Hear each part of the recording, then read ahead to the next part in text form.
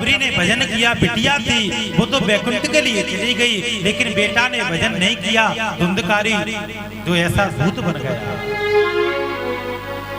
इस प्रकार भजन तो जीवन में करना ही चाहिए। क्या रखा है जीवन में?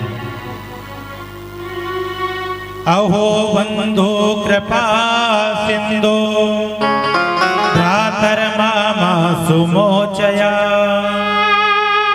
गौकर्ण जी ने कहा, भैया धुंधकारी, मैंने गया में जाकर तुम्हारे लिए हजारों पिंड दान किए, फिर भी तुम्हारा मोक्ष क्यों नहीं हुआ? उससे आपकी मुक्ति तो होना चाहिए। आपका मोक्ष आकर क्यों नहीं हुआ? तुम्हारे निमित्त मैंने गया में जाकर के पिंड दान किए, मोक्ष उनका इसलिए नहीं हुए। सज्जनों बड़े ध्यान से सुनना, ये बातें बार बार नहीं मिलेंगी। देखो जो गौकर्ण जी थे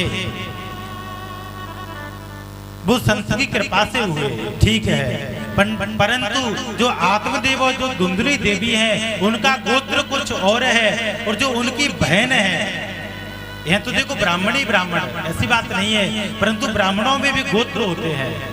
उनकी बहन का गोत्र कुछ और था, तो लड़का किसका हुआ? वो बहन का। और गौकर्ण जी ने जो मुक्ति कराई, उनके लिए श्राद्ध किए, वो किसी और गोत्र से किए। इसीलिए तो कहते हैं शादी हर हमेशा अपनी ही समाज में करना चाहिए। अन्य समाज की जो लड़की या लड़का हो तो पितृ उसका श्राद्ध स्वीकार नहीं करते। भाई किसका गोत्र बोलेंगे? लड़की का बोलेंगे उसका अलग है, लड़के का बोलेंगे उसका अलग है, तो किसका गोत्र बोलेंगे? और बिना गोत्र के संकल्प नहीं होता, संकल्प नहीं होता तो उसका फल नहीं मिलता। इसलिए समाज हर हमेशा शादी अपने ही समाज में करना चाहिए। बोलो राधे राधे। गया श्राद्ध सतैनापि मुक्तिर्मे न भविष्यति। उसका मोक्ष नहीं हुआ। गौकर्ण जी ने सूर्य नारायण भगवान से पूछा, इनकी मुक्ति का उपाय बताइए। सूर्य नारायण भगवान कहने लगे, इनको भागवत की कथा सुनाओ, इससे इनकी मुक्ति हो जाएगी। अब तो गौकर्ण जी ने वहीं पर थोड़ा सा चबूतरा बनाया, उसी पर बैठ करके भागवत की कथा को कहने लगे। इतनी में जो धुंधकारी था उसका प्रेत शरीर था, थोड़ी सी हवा चलती तो निकल करके हजारों मील दूर चला जाता था। वो कथा को सुन ही नहीं पाता था। कथा को जब वो नहीं सुन पाता था तो उसी के मन में विचार आया। वहीं पर एक बांस का बगीचा लगा हुआ था, उस बगीचे में एक पोला बांस था, उसी पोले बांस में आकर के धुंधकारी बैठ गया। तभी से हम लोग बांस को बांधते हैं, उसमें प्रेत का आसन देते हैं। उसी में बैठ करके धुंधकारी ने कथा सुनी 7 दिन तक। कुछ लोग श्रोता भी कथा सुनने के लिए आते थे। पहले दिन हुआ तो बांस की पहली ग्रंथि फट गई, दूसरा दिन हुआ तो बांस की दूसरी ग्रंथि फट गई, तीसरा दिन, चौथा दिन हुआ, 5वां हुआ, धीरे धीरे करके 7वां दिन जैसे भी हुआ उस बांस की 7 ग्रंथि फट गई। उसमें से एक सुंदर दिव्य रूप वाला सुंदर पुरुष प्रकट हो गया। बोलिए गौकर्ण जी महाराज की जय हो। दिव्य रूप धरो जातो आत्मदेवस्य पंडिता, पीतवासा घन श्यामो मुकुटी कुंडलान्विता। उस पुरुष को लेने के लिए ऊपर से विमान आया। धुंधकारी से कहा, आप आइए विमान में आकर के बैठिए। धुंधकारी विमान में आकर के बैठा और स्वर्ग लोक के लिए चला गया। इतने में जितने भी जो श्रोता थे वो कथा को सुन रहे थे, उन श्रोताओं का मुंह लटक गया, मुंह उदास हो गया। उनका मुंह इसलिए उदास हो गया, यहाँ पर धुंधकारी ने कथा तो सुनी है, उन्हीं के साथ में हम लोगों ने भी कथा सुनी है, तो उनके लिए विमान क्यों आया है, हमारे लिए विमान क्यों नहीं आया? अच्छा एक बात बताओ आप लोग, वैसे तो विमान नहीं आएगा ये पक्की बात है। यदि विमान आ गया तो कौन कौन तैयार है जाने के लिए? भाई मैं तो तैयार नहीं हूँ, मैं तो मेरी कह सकता हूँ, तैयार तो हो जाता मैं, लेकिन 13 तारीख से जाकर के मुझे भद्रवास में कथा कहनी है। इसके तुरंत बाद है इसलिए अभी वो कथा कह के फिर देखेंगे। दिव्य रूप धरो जाता आत्मदेवस्य पंडिता। सभी श्रोताओं का मुंह लटक गया। गौगण जी ने कहा, श्रोताओं आप उदास मत हो, पुनः हम भागवत की कथा कहेंगे तो पुनः आपके लिए विमान आएगा।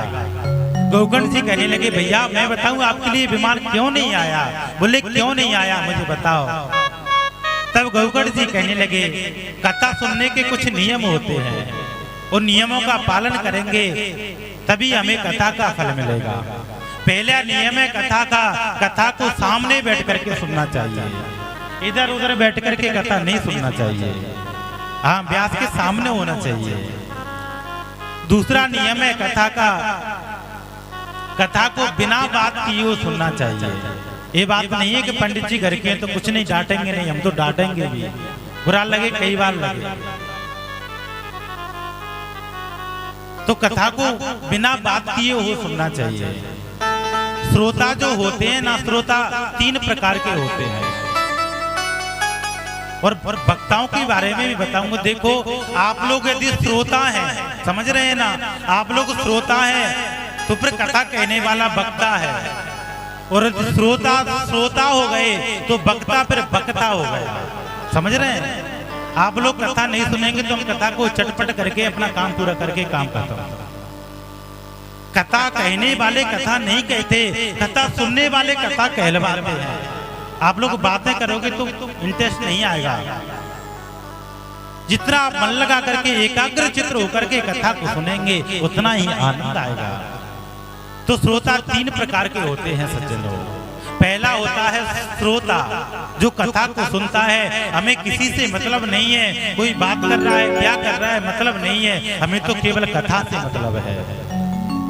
व्यास जी आए उससे पहले आकर के बैठ जाना, व्यास जी के बाद में जाना, उसे कहते हैं श्रोता।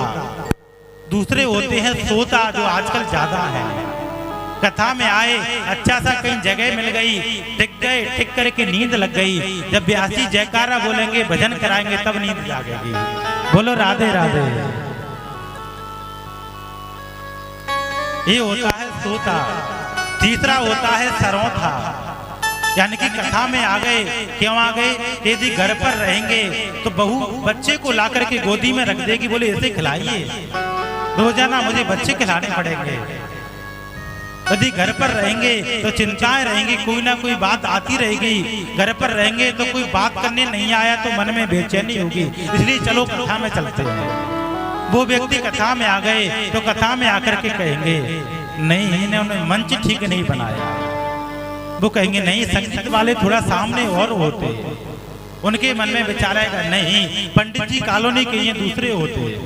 यानी कि तर्क करना, वो कथा को नहीं सुनेंगे, केवल बातें तर्क करते रहेंगे। फिर सोचेंगे नहीं, पांडाल थोड़ा चौड़ा और बड़ा और होता। वो कहेंगे नहीं, यजमान ठीक नहीं है। यानी कि कहीं ना कहीं कमी तो निकालेंगे। वो होते हैं सरौथा, सिपाही की तरह चलते रहते हैं, काटते रहते हैं। बोलो राधे राधे। यानी कि आप लोग तो नहीं है यहाँ पे, आप तो श्रोता हैं। गौगण जी ने सावधान किया, सावधान करने के बाद में सभी लोगों को सावधान करके कथा पुनः कहने लगे।